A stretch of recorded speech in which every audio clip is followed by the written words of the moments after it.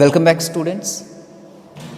So students, as you know that we are discussing about chapter number 18, the universe, and in our previous class we had discussed about planets and the moon. Clear? So today in this class we will know about some other celestial bodies present in our solar system. Clear? And among them first one is asteroids. तो बेटा ये asteroids होते क्या हैं? These are a large number of rocks. तो देखो, जो Mars और जुपिटर होता है, मार्स और जुपिटर के ऑर्बिट्स में एक गैप है बेटा. क्लियर? कुछ स्पेस है. उस स्पेस में बहुत सारे रॉक्स हैं पाए जाते हैं. अंडरस्टैंड? और इन्हीं को हम लोग क्या बोलते हैं? एस्टेरॉइड्स बोलते हैं. लार्जेस्ट एस्टेरॉइड जो अभी तक जाना गया है that is Ceres, and it is about 1003 kilometre in diameter. इसका डायमीटर लगभग 1003 किलोमीटर है. Okay. So next one is comets. Comets क्या होते हैं? Comets revolve around the sun in very long periods of revolution. Clear? And ये बेटा appear कैसे होते हैं, दिखाई कैसे देते हैं?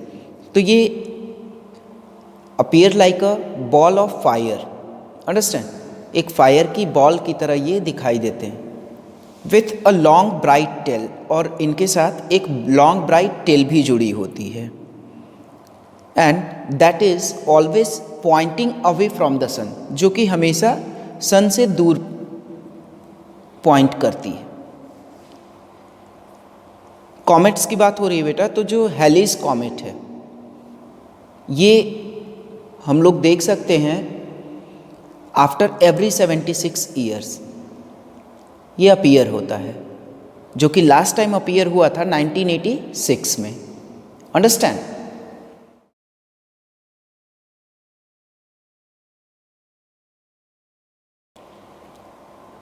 Now come to the next point, that is meteors and meteoroids.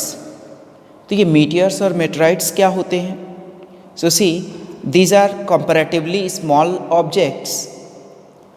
Celestial bodies की बात कर रहे हैं बेटा, तो in comparison to other celestial bodies, these are a small one, and these are made up of rocks that present in atmosphere.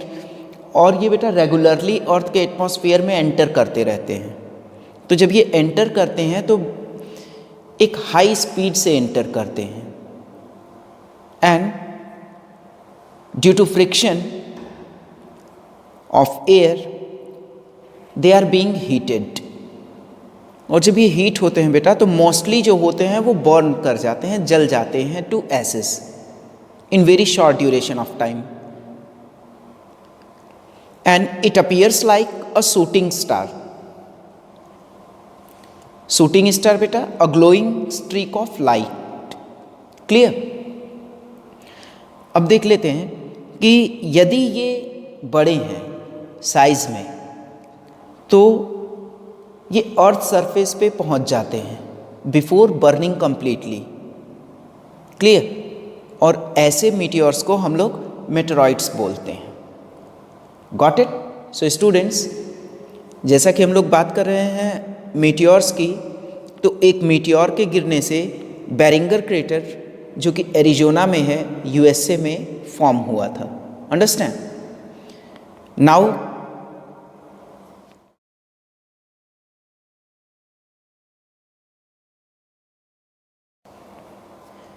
Come to the next point, that is artificial satellite. तो artificial satellite बेटा ये क्या है? Human made satellites हैं, and these revolve around the earth.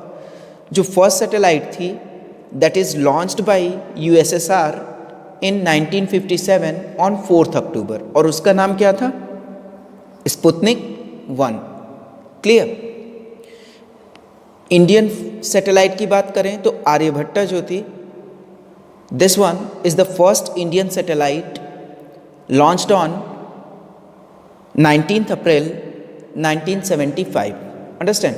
And these artificial satellites are very useful to us. कैसे useful है? let's see here. These helps in television and communication transmission. ये हमारे television और कम्युनिकेशन ट्रांसमिशन में help करते हैं. Helps in telephone communication में help करते हैं.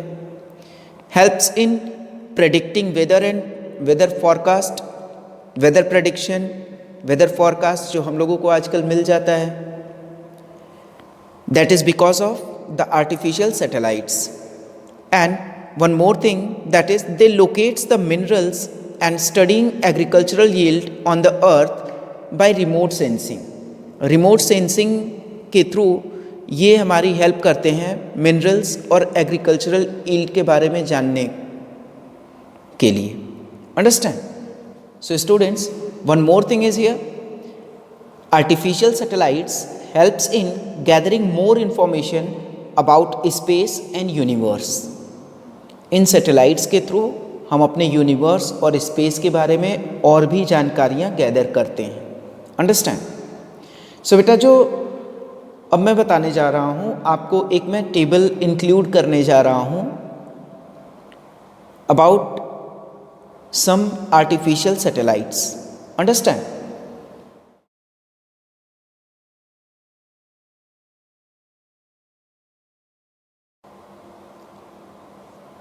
So students, now come to the next one, that is Big Bang and the expanding universe.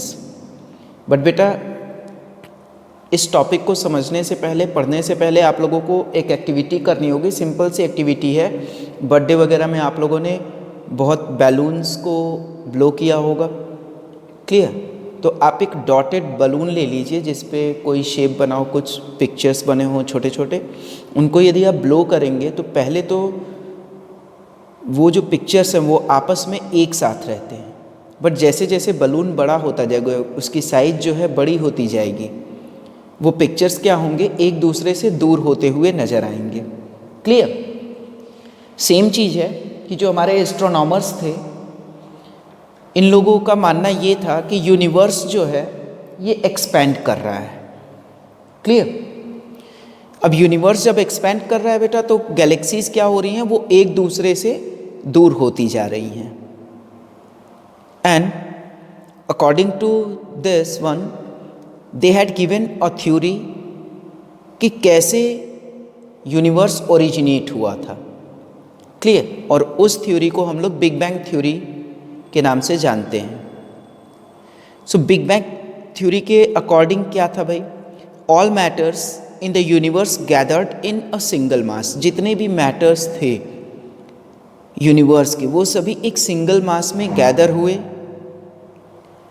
That explode, वो फिर एक्सप्लोड हो गए. एक्सप्लोजन की वजह से क्या हुआ कि पार्टिकल्स जो थे वो सभी डायरेक्शंस में फ्लाई करने लगे और उन्होंने अपनी एक मतलब गैलेक्सी बना ली with their own stars and planets. Clear? और ये अभी भी फ्लाई कर रहे हैं. क्यों कर रहे हैं? Because of explosion. Understand? So students, this is all about this chapter and this is all for today's class. So we will meet again in our next class with some new topic, with some new subject. So thank you and have a nice time to you all.